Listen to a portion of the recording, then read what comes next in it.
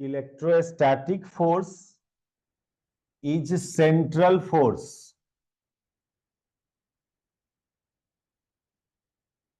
Central force का meaning clear है? ये force always directed towards a fixed point. यहां पर ये force always directed away from nucleus towards a fixed point और away from a fixed point. दोनों central force होता है, अट्रैक्टिव नेचर का भी, रिपल्सिव नेचर का भी।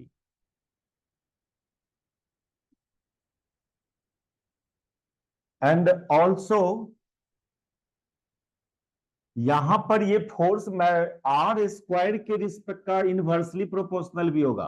मान लो किसी समय इस चार्ज पार्टिकल का पोजीशन, सपोज करो ये चार्ज पार्टिकल, जो प्रोजेक्टेड चार्ज पार्टिकल है, इसका पोजीशन मान लो ये मान लो आर है।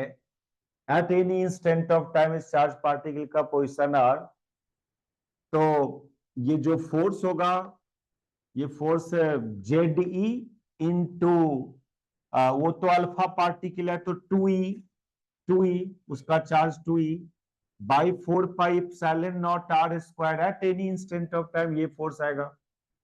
ये जो फोर्स है वो inversely proportional to R square. अलग अलग पोजीशन पर रहेगा अल्फा पार्टिकल तो आर अलग अलग होगा। और इस तरह से यदि फोर्स हो, एक तो इलेक्ट्रोस्टैटिक फोर्स सेंट्रल फोर्स हुआ, always directed away from nucleus. कहीं भी होगा तो न्यूक्लियस के अवे एक्ट करेगा, इसलिए सेंट्रल फोर्स। और दूसरा ये आर स्क्वायर का इनवर्सली प्रोपोर्शनल, तो सिंस ये फोर्स आर स्क्वायर का इनवर्सली प्रोपोर्शनल है, इसीलिए इस एफ को, एफ मतलब ये electrostatic force, is also called inverse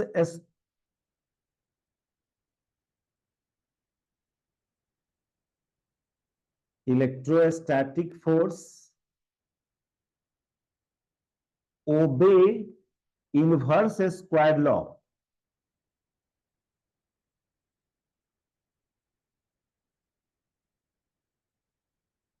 ये जरूरी नहीं है कि हमेशा electrostatic force obey inverse square, always नहीं।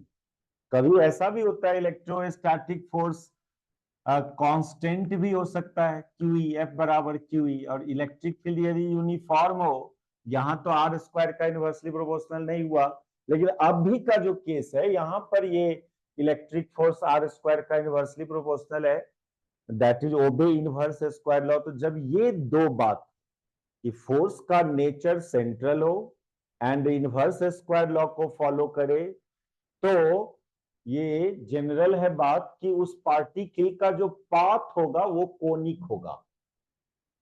Then path of particle, hence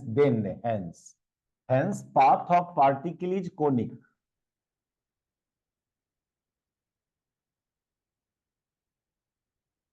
अब कोनिक में तीन possibility, ellipse, parabola, hyperbola.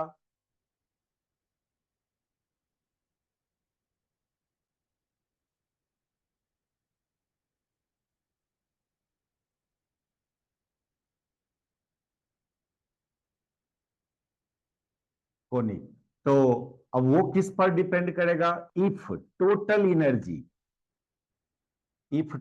Energy of particle is E, मान लो ई है टोटल एनर्जी, तो यदि ई लेस देन 0 तो इलिप्स, ई बराबर 0 तो पैराबोला,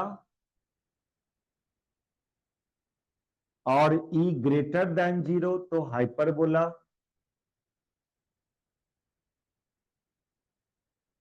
तो ये रास्ता कैसा है? ये रास्ता कैसा है? ये रास्ता हाइपरबोला है, क्योंकि ये जो बेंडिंग होता है वो हाइपरबोलिक पाथ के लॉन्ग बेंडिंग होता है। क्योंकि इनिशियली शुरू में आपके चार्ज पार्टिकल में ओनली काइनेटिक एनर्जी है, पोटेंशियल एनर्जी नहीं है। पोटेंशियल एनर्जी या पोटेंशियल एनर्जी भी होगा, कोई प्रॉब्लम नहीं है उससे, पोटेंशियल एनर्जी भी पॉजिटिव होगा, ये इसका भी चार्ज पॉजिटिव, उसका भी चार्ज पॉजिटिव। तो पोटेंशियल एनर्जी का फॉर्मूला Q1 Q2/4πε0 होता है। और काइनेटिक एनर्जी तो दोनों पॉजिटिव, ये भी पॉजिटिव और काइनेटिक एनर्जी भी पॉजिटिव, इसलिए जो टोटल एनर्जी होगा उस अल्फा पार्टिकल का, ये पॉजिटिव है। तो टोटल एनर्जी पॉजिटिव है, इसलिए उसका जो पाथ है हाइपरबोला है।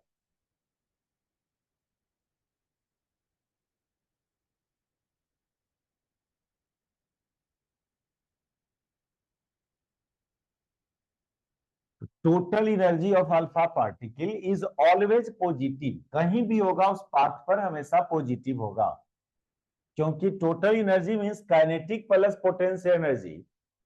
तो वो पोटेंशियल एनर्जी भी पॉजिटिव और काइनेटिक एनर्जी तो पॉजिटिव होता ही है। पोटेंशियल एनर्जी निगेटिव हो सकता है यदि ये कोई एक चार्ज निगेटिव होता तो, लेकिन दोनों चार्ज पॉजिटिव है, इसलिए ये जो टोटल एनर्जी है फॉर अल्फा पार्टिकल, ई जो है वो काइनेटिक प्लस पोटेंशियल, और ये भी पॉजिटिव और ये भी पॉजिटिव, इसलिए E is positive, hence path is hyperbola.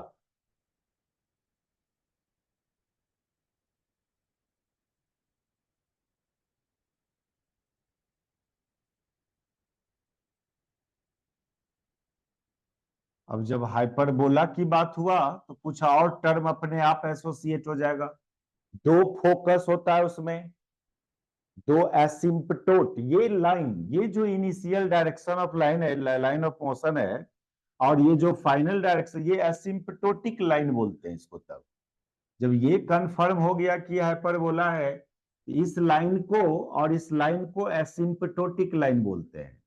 अब दो फोकस होता है, एक फोकस न्यूक्लियस खुद हुआ, और ये एसिम्पटोट यहां पर इंटरसेक्ट किया ओ पर, तो इतने ही दूर पर इधर एक फोकस होगा।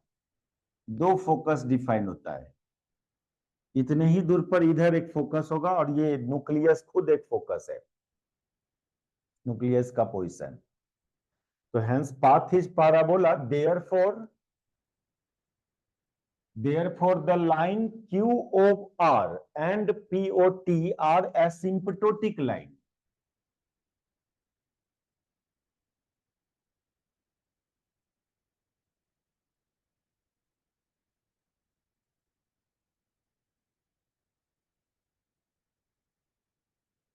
ये सब 12 में पढ़े होंगे।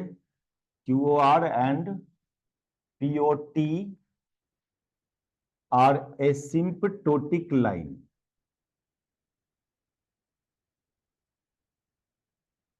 और ये सेंटर है, पॉइंट ऑफ इंटरसेक्शन है इस दोनों एसिम्पटोट का। यहां से इक्वल दूरी पर दो फोकस होगा, एक फोकस न्यूक्लियस खुद हुआ, and position of nucleus is one of the focus of this hyperbola. Position of जो न्यूक्लियस का जो पोजीशन है, कौन है वो, एफ है, is one of the focus, one of the focus, and at equal distance from O एक second focus F dash.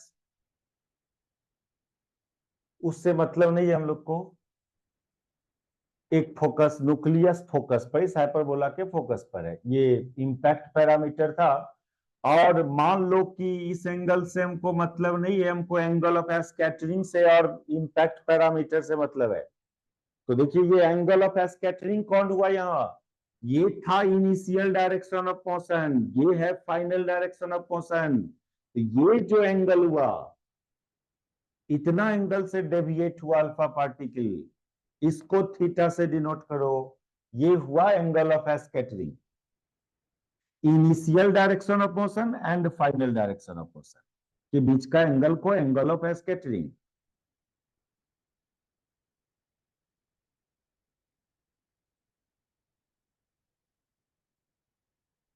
थोड़ा देर के लिए ना हम इस एंगल को भी कुछ है जूम करेंगे, इस एंगल को फाइव मान लो, तो ये भी एंगल फाइव ही लेंगे, कैलकुलेशन में के लिए यूजफुल है वो भी एंगल। थीटा को एंगल ऑफ स्कैटरिंग। तो ये सब इसमें चले कैलकुलेशन करें हम लोग बात को। इसमें conservation of momentum and conservation of energy apply करेंगे। इसी दोनों के साथ थोड़ा सा पैराबोला का जो कोनिक का जो कुछ प्रॉपर्टी होता है, सेंट्रिसिटी, वो थोड़ा यूज होगा। बस ये आ जाता है फंक्शन। तो फंक्शन लाने का जो मैथ फिजिकल काउज है conservation of energy and momentum से आता है। तो चले हम लोग सबसे पहले कंजर्वेशन ऑफ एनर्जी अप्लाई करने।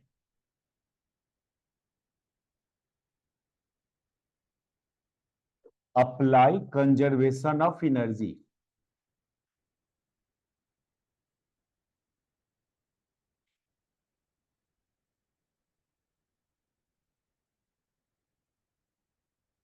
हाँ, उसके लिए एनर्जी कंजर्वेशन कहां से कहां के बीच में अप्लाई करना है।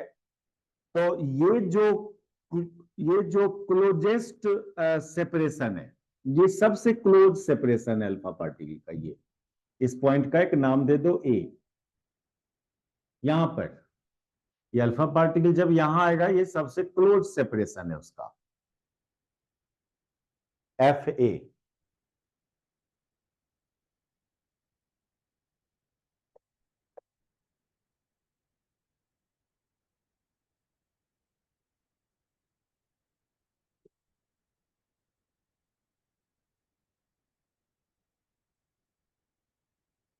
इसको कुछ मान लो, इसको एक कोई सिंबल दे दो, सपोज करो इसको क्यू से डिनोट कर देते हैं, स्मॉल क्यू से, इस दूरी को, एफ ए को।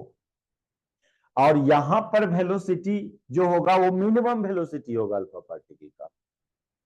ये रिपल्सन हो रहा है, ये रिपेल कर रहा है चार्ज पार्टिकल को, इसका वेलोसिटी स्पीड डिक्रीज करेगा।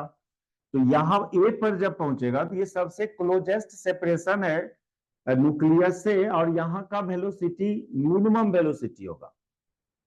यहां पर जो वेलोसिटी होगा इसको वी एम से डिनोट कर लीजिए, पोजीशन ए पर। इसमें लिख दें A is the closest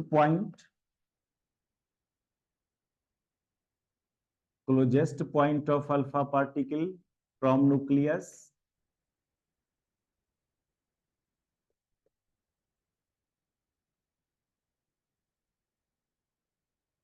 let velocity at a is vm and it is minimum velocity of alpha particle.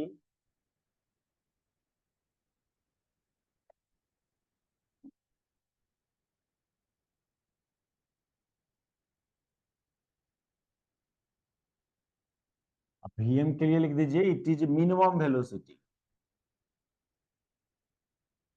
तो हम लोग यहां पर बात किया कंजर्वेशन ऑफ एनर्जी का।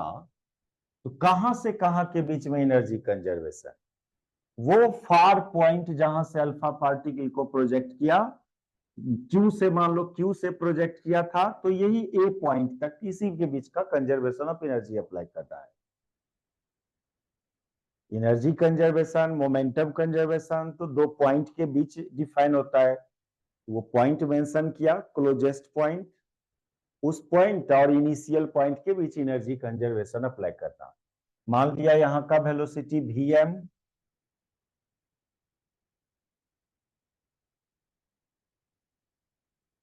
तो देखो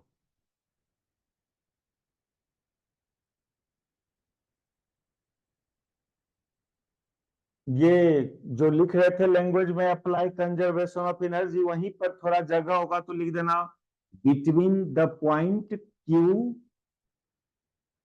कैपिटल क्यू एंड ए, इस दोनों पॉइंट के बीच में apply conservation of energy between the point Q and A, ये मेंशन कर दो वहां पर।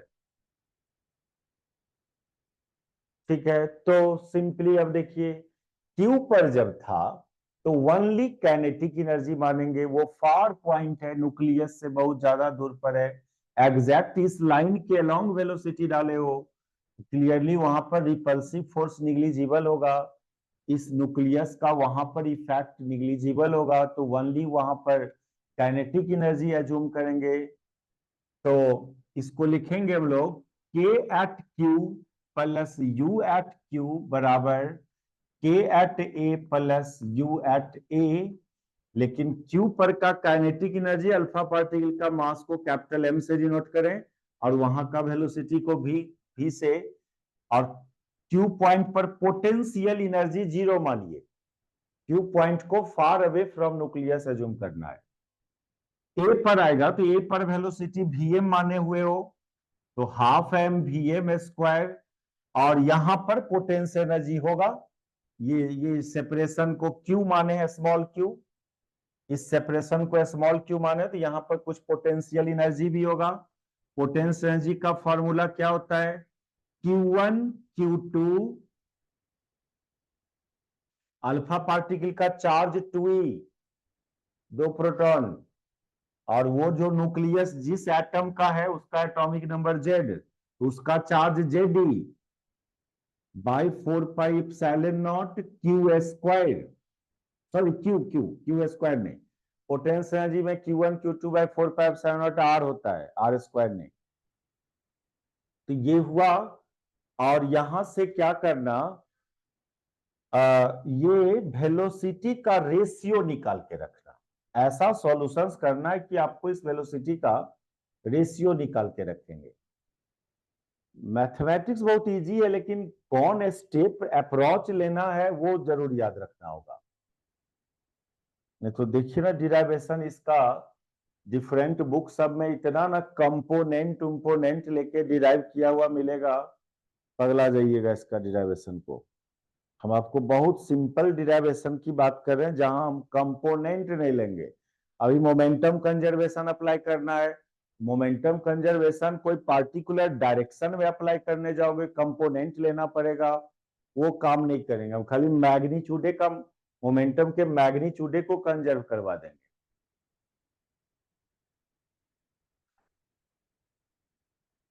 तो ये हुआ, तो इसमें थोड़ा जो सॉल्यूशन आप ये करना कि ये वेलोसिटी का रेशियो निकालो।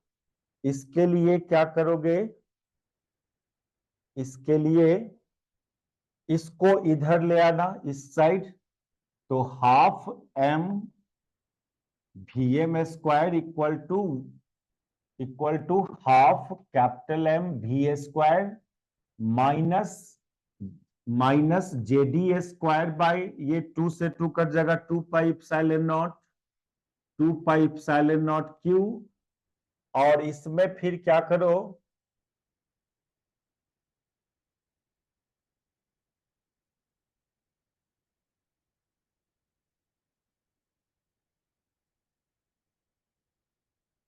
हाफ कॉमन करके 2 से उधर multiply, half M V square common करना है इसमें, यहां 1 minus Z e square by pi epsilon naught M Q.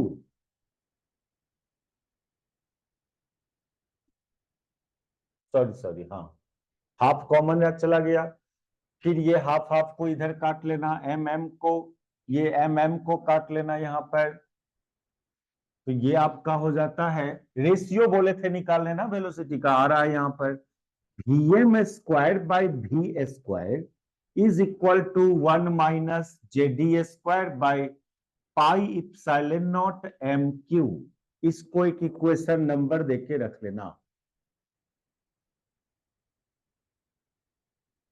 ये कंजर्वेशन ऑफ एनर्जी अप्लाई किया, इसमें क्या क्या बात माना वो समझा, बहुत दूर से फेंक के प्रोजेक्ट किए हो, वहां पर अल्फा पार्टिकल का पोटेंशियल एनर्जी जीरो मान के चले, ओनली काइनेटिक, फिर यहां पर आया तो काइनेटिक एंड पोटेंशियल दोनों एनर्जी लिए हैं, यहां पर वेलोसिटी वीएम मान लिए।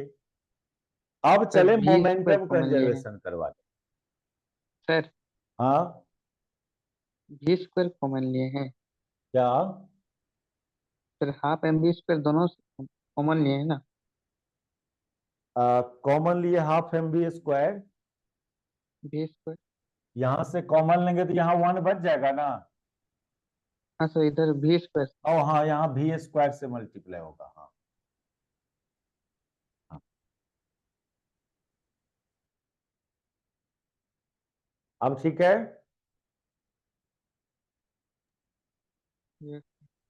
ठीक है ठीक है। अब चलो, now apply conservation of momentum.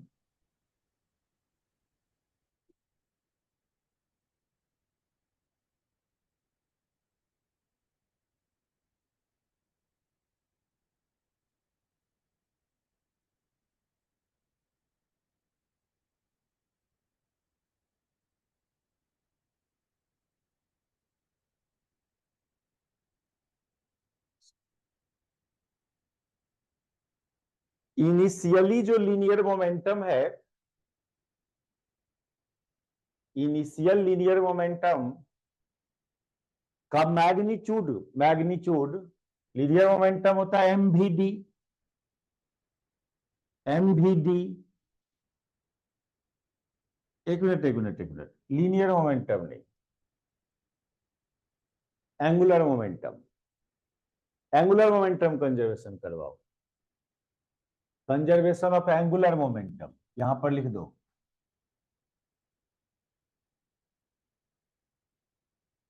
अब क्यों एंगुलर मोमेंटम कंजर्वेशन होगा यहां पर? जब सेंट्रल फोर्स एक्ट करता है कोई बॉडी और पार्टिकल पर, तो उस पर टॉर्क जीरो होता है। जब टॉर्क जीरो हो तो एंगुलर मोमेंटम कंजर्वेशन अप्लाई होता है वहां पर। तो कंजर्वेशन ऑफ एंगुलर मोमेंटम, और एंगुलर मोमेंटम होता है लीनियर मोमेंटम का मैग्नीट्यूड इनटू परपेंडिकुलर डिस्टेंस। ये एंगुलर मोमेंटम का फॉर्मूला एमवीडी, ये नाम से पॉपुलर है ना। डी इज परपेंडिकुलर डिस्टेंस, कहां से कहां तक? जिस पॉइंट के अबाउट एंगुलर मोमेंटम निकाल रहे हैं वहां से उसके वेलोसिटी के डायरेक्शन पर तक का परपेंडिकुलर डिस्टेंस। तो हम लोग न्यूक्लियस के अबाउट एक कंजर्वेशन ऑफ एंगुलर मोमेंटम करवा रहे हैं। तो न्यूक्लियस से उस वेलोसिटी का परपेंडिकुलर, वेलोसिटी का डायरेक्शन पर एक परपेंडिकुलर ड्रॉ किए वेलोसिटी के डायरेक्शन में, तो बी आया। तो इसका लीनियर मोमेंटम का मैग्नीट्यूड में इस परपेंडिकुलर डिस्टेंस से मल्टीप्लाई कर देंगे, तो ये हो गया एम भी इंटू बी। ये हो गया angular momentum, magnitude of angular momentum when alpha particle will be at q। और इसको इक्वेट करेंगे जब ए पर आएगा अल्फा पार्टिकल, तो वहां का एंगुलर मोमेंटम से। यहां पर तो ठीक वेलोसिटी का डायरेक्शन वर्टिकली डाउनवर्ड, और यहां का परपेंडिकुलर डिस्टेंस ये होगा, ये क्यू, ये दूरी को क्यू माने हम लोग।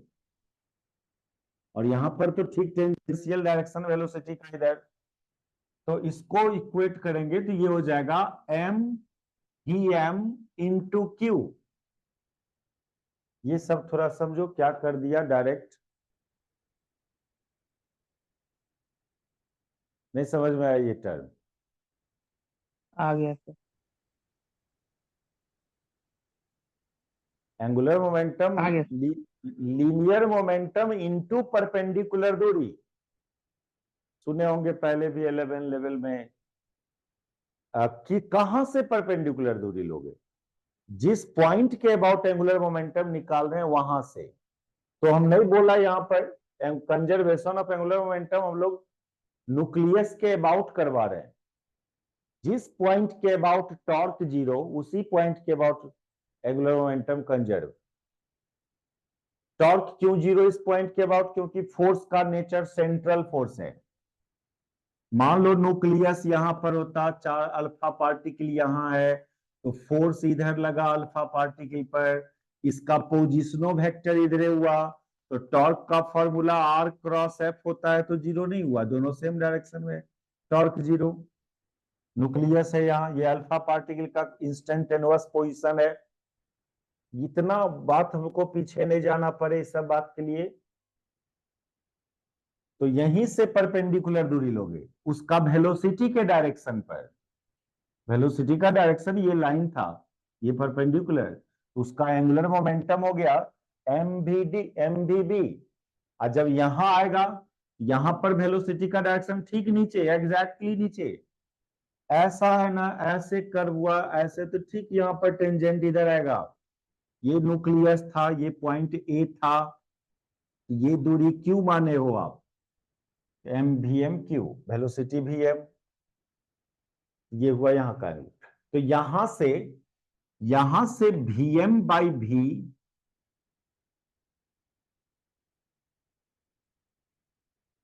वी का वैल्यू ये आ रहा है, वी एम बाई वी किया तो ये बी बाई क्यू, इसको एक रिलेशन 2 नाम देके रखो। लेकिन ये देखो, क्यू तो हम लोग के द्वारा इंट्रोड्यूस डिस्टेंस है, ये डिस्टेंस से हमको मतलब नहीं है। एक्सप्रेशन में खाली बी से हमको मतलब है, इस डिस्टेंस से मतलब नहीं है। इसको एलिमिनेट करेंगे किसी तरह, इस डिस्टेंस को, इस डिस्टेंस क्यू को एलिमिनेट करना, ये हम लोग का एज्यूम्ड सिंबल है। तो उसके लिए थोड़ा हाइपरबोला का जो प्रॉपर्टी है वो यूज करना पड़ता है, वो ऐसा। इसको मिटाते हैं हम,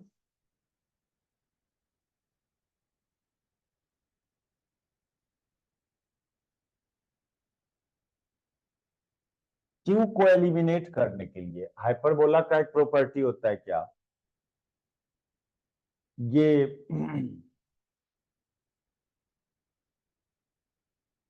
ये जो एसिम्पटोट जहां पर इंटरसेक्ट किया, वहां से इसका जो टर्निंग, ये जो पॉइंट है, ये दूरी ओ ए, ये इसेंट्रिसिटी इंटू ओ एफ होता है। Eccentricity into, sorry sorry sorry, ये ओ एफ बराबर, सॉरी, ये ओ एफ बराबर इसेंट्रिसिटी इंटू ओ ए, ये तो डायरेक्ट यूज करना। अब ये सब बात पर नहीं, कैसे हुआ, तो from the property of hyperbola,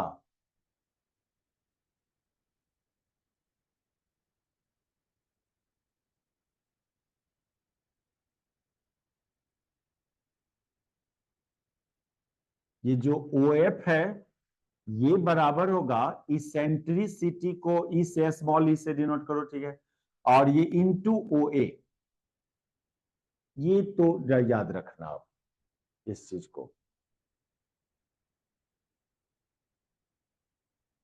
और एफ ए इक्वल टू, हमको एफ ए ना क्यू के बराबर है, इसको हटाना चाहते हैं। एफ ए एफ को क्यू माने हो आप, तो एफ ए जो क्यू के बराबर है, इसको आप लिख सकते हो O F plus O A, O F plus O A, that is O F plus, और ओ ए की जगह ओ एफ बाई ई, यानी ओ एफ इंटू 1 + 1/e, ये क्यू बराबर।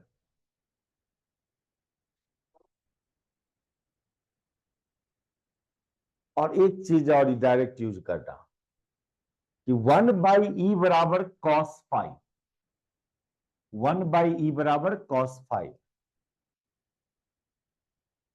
ये चीज from the property of hyperbola से आता है। इतना बस डायरेक्ट यदि यूज करते हो तो फिर सॉल्यूशंस बहुत इजी हो जाता है, नहीं तो इतना कॉम्प्लिकेटेड सॉल्यूशन है उस बी बराबर बी का रिजल्ट को डिराइव करने का। बस इतना ही तो बोल रहे हैं, याद रखना है हाइपरबोला का प्रॉपर्टी। ये सब प्रूव थोड़ी यहाँ फिजिक्स का काम हो रहा है ना, तो इसमें ये मैथमेटिकल चीज यूज करना होगा। चलिए, तो ये हुआ, तो Q बराबर कितना, 1 + cos फाई, 1/e की जगह cos फाई डाल देंगे, इसलिए Q बराबर ओ एफ इंटू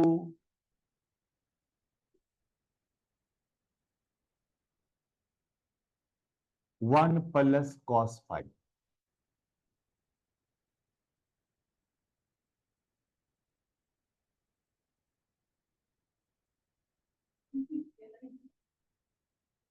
और ओ एफ इज व्हाट, ये एंगल, ये एंगल फाई माने थे तो अपोजिट एंगल से ये भी फाई हो जाएगा, और साइन फाई बराबर ये बी बाई ओ एफ, ये फाई था तो अपोजिट एंगल से ये भी फाई, तो ऑल्सो साइन फाई जो होगा वो बराबर होगा बी बाई ओ एफ, तो ओ एफ बराबर बी बाई साइन।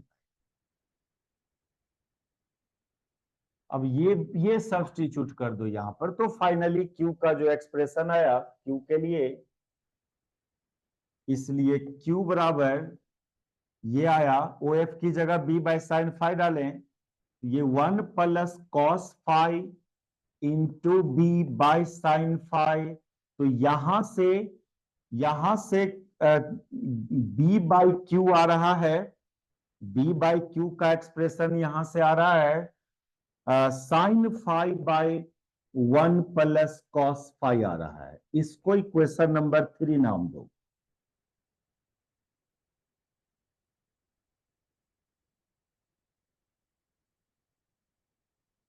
अब कट जाएगा तो छोड़ देना, फिर जो बचेगा नेक्स्ट क्लास करेंगे। 6 मिनट बाद आए 6 मिनट बाद कटेगा। 2 मिनट बाद, हाँ। हाँ कट जाएगा तो फिर बंद कर लीजिएगा, फिर नेक्स्ट क्लास कंप्लीट करेंगे। अब सुनिए, एक बार बी बाई क्यू यहां पर है, फिर उधर बी बाई क्यू निकाले थे कहीं पर, वी एम बाई वी बराबर बी बाई क्यू कहीं पर निकला था। इक्वेशन नंबर 2, वो दोनों को इक्वेट कीजिए, इक्वेटिंग 2 एंड 3।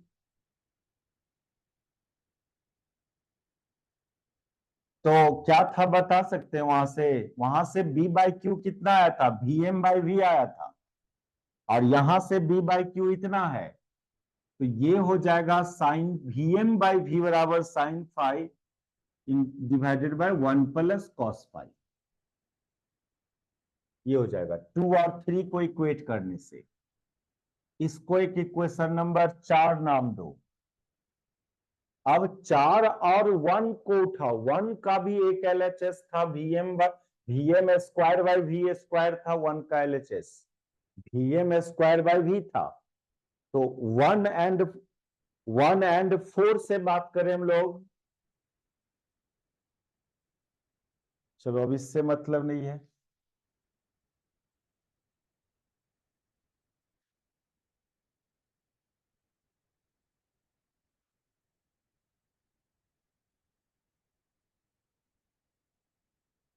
फ्रॉम 1 एंड 4, रुको,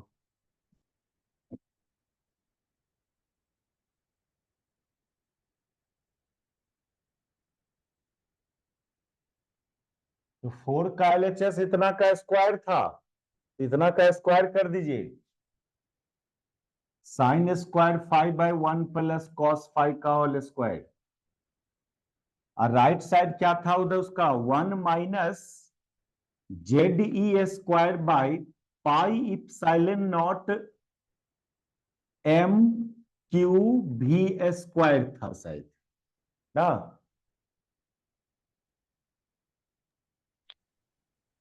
ठीक है, यस। यही यस। था ना 4 का। हाँ सर।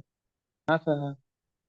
ये वी एम बाई वी का होल स्क्वायर था वहां, तो इसका स्क्वायर करके रखेंगे, ये इतना हुआ। ये हाँ सर। साइन स्क्वायर फाइव को तो 1 माइनस कॉस स्क्वायर फाइव लिख लेना, और 1 माइनस कॉस स्क्वायर फाइव को 1 plus cos five into 1 minus cos five लिख लेना, बाई 1 प्लस कॉस फाइव का होल स्क्वायर। ये इतना कर लेगा, एक ठो ये कैंसिल कर लेना, यानी ये आ रहा है 1 minus cos five by 1 plus cos five बराबर 1 minus Z e square by pi epsilon M भी स्क्वायर। क्यू को तो हटाना है हम लोग को, इस क्यू का भी वैल्यू सब्स्टिट्यूट करो यहां। अभी अभी कुछ देर पहले क्यू बराबर निकाले थे हम लोग, क्यू की जगह निकाले थे B into 1 plus cos five by sine five निकाले थे क्यू की जगह, ये पुट कर देना है यहां।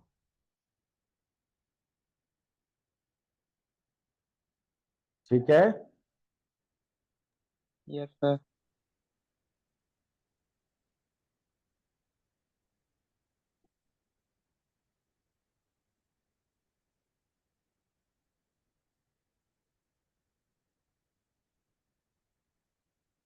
और इसको इधर कर लीजिए, इसको उस साइड कर लीजिए, दैट इज ये ZE² pi not M V²B, ऊपर साइन फाई चला जाएगा, नीचे 1 प्लस कॉस फाई आ जाएगा, और इसको ये 1 माइनस इतना हो जाएगा, 1 माइनस इतना करोगे, 1 माइनस इतना, इसको इधर कर लिए तो ये 2 कॉस फाई आएगा,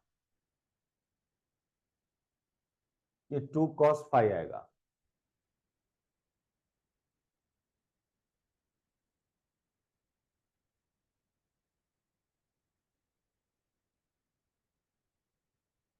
बाई 1 प्लस कॉस फाई, फिर ये 1 प्लस कॉस फाई को कैंसिल करना, 2 को इधर करना है, फाई है, थीटा नहीं है ये, तो ये सब हो जाने के बाद फाइनली क्या होगा, और ये बी है तो बी को उधर कर लीजिए, कॉस फाई को इधर कर लीजिए, तो ये हो जाएगा आपको बी बराबर ZE²/2 पाई M V² इंटू 10 फाई, ये आएगा बी बराबर। लेकिन हम लोग को एंगल ऑफ स्कैटरिंग के टर्म्स में रिजल्ट चाहिए, थीटा के टर्म्स में, ये फाई के टर्म्स में आया हुआ है रिजल्ट, तो इसको थीटा में ले जा सकते हैं इजिली। वो फिगर में देखना, वो फिगर में क्या था, ये थीटा था, ये फाई था, तो अपोजिट एंगल से ये भी फाई था, ये वर्टिकल, ये θ/2, तो फाई प्लस θ/2 को 90 लिख लेंगे, यानी फाई प्लस θ/2 बराबर 90, इसलिए फाई बराबर 90 माइनस θ/2, तो 10 फाई की जगह इतना डालोगे तो ये cot θ/2 हो जाएगा। तो लास्ट जो रिजल्ट हम लोग का बी के लिए आया, वो आया ZE²/2 पाई M V² इंटू कॉट θ/2। इसमें हो सके तो 2 से मल्टीप्लाई डिवाइड करके या 4, इसमें 2 से डिवाइड करना, इसमें M V²/2, यहाँ 2 से मल्टीप्लाई तो 4 हो जाएगा, और ये इसको हाफ M V² को K लिख देंगे, kinetic energy of alpha particle, initial kinetic, उसके टर्म्स में भी रिजल्ट रखा जाता है, या छोड़ दो आप इसी तरह से, ये रिजल्ट हुआ। इम्पैक्ट पैरामीटर क्लियरली देखिए, यहां थीटा बढ़ाएंगे यानी एंगल ऑफ स्कैटरिंग लार्ज करेंगे, तो कॉट थीटा घटेगा यानी बी घटेगा। यही बात हम लोग पहले शुरू में बोल चुके हैं, बी कम होगा तो एंगल ऑफ स्कैटरिंग ज्यादा होगा, थीटा के बढ़ाने से कॉट का वैल्यू डिक्रीज होता है, इसलिए बी डिक्रीज होगा,